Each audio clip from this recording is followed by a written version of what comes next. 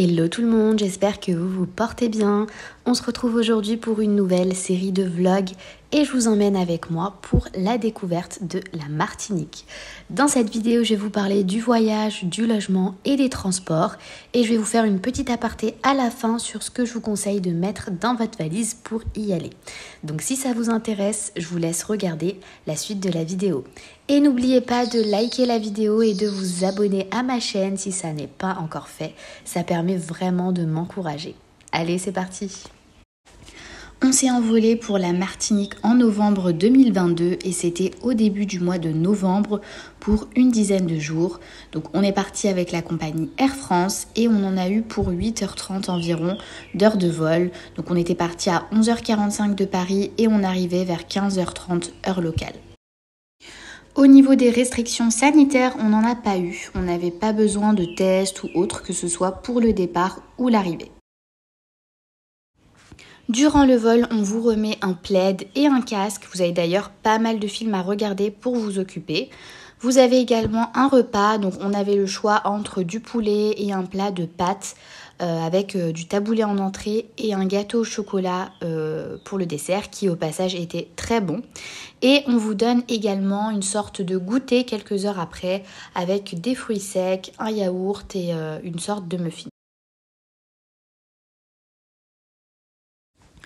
Lorsque vous arrivez, donc la différence de température est juste flagrante. Donc ce que je vous conseille vraiment, c'est d'anticiper ça et d'essayer d'adapter votre tenue pour que vous puissiez avoir quelque chose de léger lorsque vous arrivez. Alors nous en France, il faisait super froid, donc j'avais un gros pull et j'avais anticipé, j'avais mis quelque chose de léger en bas pour pouvoir enlever le pull et rester avec une tenue un peu plus légère et ne pas avoir trop chaud parce que vraiment dès que vous descendez de l'avion, c'est vraiment deux salles, deux ambiances.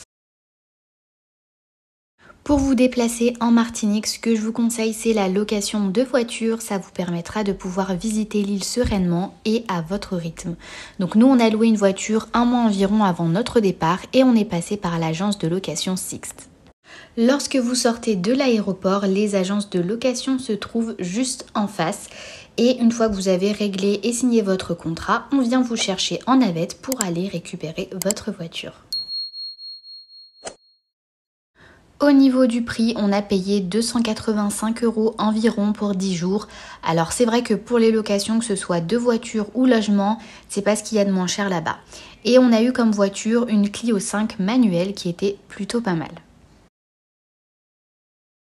Au niveau du logement, on est parti sur une location Airbnb parce que d'une part, c'était beaucoup plus avantageux sur un plan financier, c'est-à-dire que le prix de la location, mais surtout vu que c'est un logement, on a de quoi cuisiner, ce qui nous a permis en fait de moins dépenser d'argent dans les restaurants. Mais je vous ferai une vidéo spécialement là-dessus.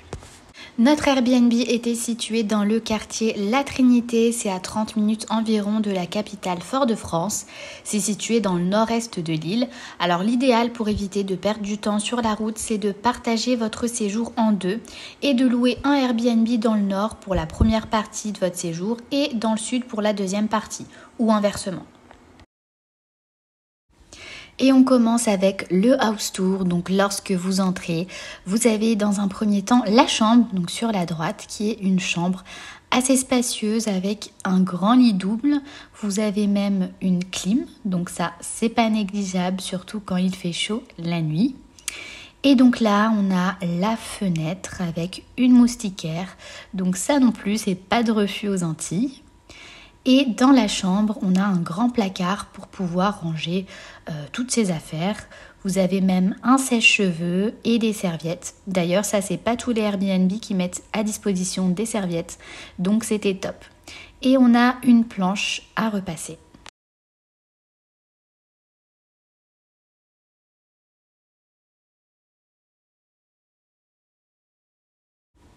Ensuite, juste à côté de la chambre, donc on a la salle de bain avec une grande douche. Donc c'est vrai que la douche est assez grande, elle est très spacieuse. Alors c'est pas une douche à l'italienne, même si on pourrait le penser. Et on a donc le lavabo Et il y avait donc dans la salle de bain du savon pour les mains, une serviette pour les mains. Donc ça c'était juste génial de la part du propriétaire ou des anciens locataires pour le savon. Je ne sais pas si c'était fait exprès ou pas, mais c'était top. Ensuite, donc on a la pièce à vivre, donc le salon avec un canapé, une télé et vous avez donc une table à manger et un petit coin bureau. Donc je m'étais déjà installée. Alors je trouve qu'il est quand même assez spacieux et le canapé peut se déplier et se mettre en lit. Donc si jamais vous êtes deux voyageurs qui n'êtes pas forcément en couple, vous pouvez avoir chacun votre intimité. Et ensuite, on a la cuisine qui est dans le salon, enfin qui est dans un petit renfoncement donc dans le salon, qui est vraiment grande pour le coup. Sur les photos, elle paraissait plus petite, donc ça c'est assez cool.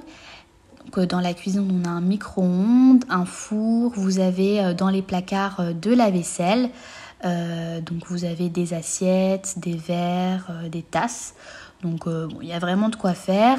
Ensuite, alors là j'ai essayé un peu de fouiller dans tous les placards du bas pour voir ce qu'il y avait. Et donc vous aviez également du matériel pour cuisiner, donc une casserole, une poêle, voilà, il y a des couverts aussi. Il y avait tout ce qui était appareil électronique, enfin tout ce qui est bouilloire, cafetière, grille-pain.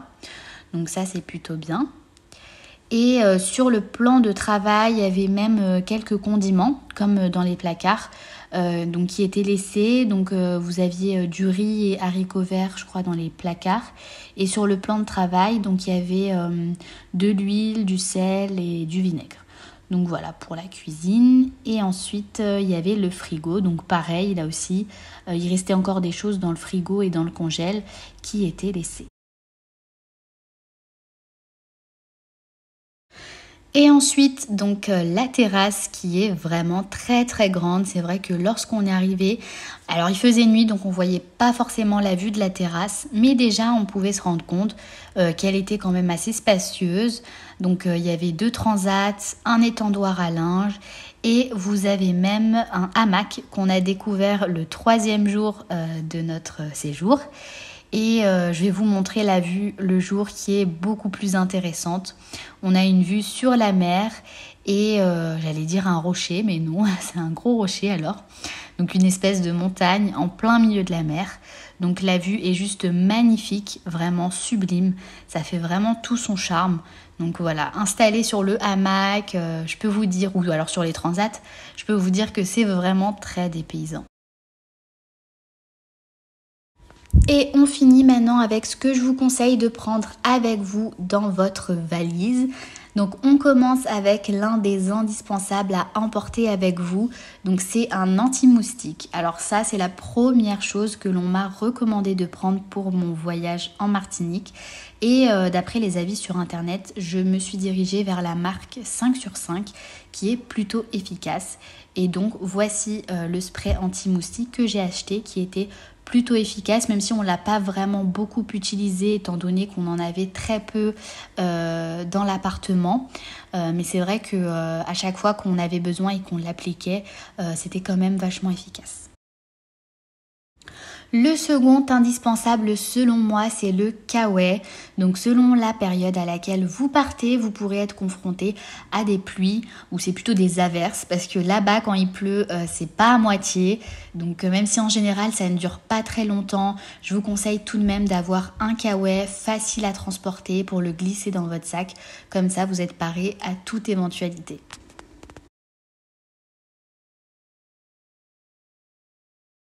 Et ensuite, je vous conseille également de prendre un masque et un tuba. Pourquoi ? Parce que de cette façon, vous pourrez profiter un maximum de tout ce qu'il y a à observer sous l'eau. Donc les poissons, les tortues et encore plein d'autres espèces sous-marines. Ça vous évitera de louer du matériel et surtout, vous pourrez l'utiliser dans n'importe quelle plage où vous irez. Et pour terminer, ce que je vous conseillerais de prendre, c'est de la nourriture. Alors tout simplement pas parce que vous allez mourir de faim là-bas, mais pour éviter de faire trop de dépenses de produits que vous pourrez trouver moins chers ici, parce que là-bas, vu que c'est des produits des fois qui sont exportés, c'est beaucoup plus cher. Donc vraiment ce que je vous conseille, c'est essayer de prendre le maximum de choses selon un planning que vous ferez par exemple. Mais je vous détaillerai vraiment cette catégorie dans une vidéo spécifique où je vous parlerai des restaurants et donc des courses qu'on a dû faire et ce que je vous conseille de prendre ou de faire pour tout ce qui est alimentation pendant vos vacances aux Antilles. Ma vidéo arrive à sa fin, j'espère qu'elle vous aura plu. Si c'est le cas, n'hésitez pas à la liker et à vous abonner à ma chaîne. Et moi, je vous dis à très vite pour une prochaine vidéo vlog.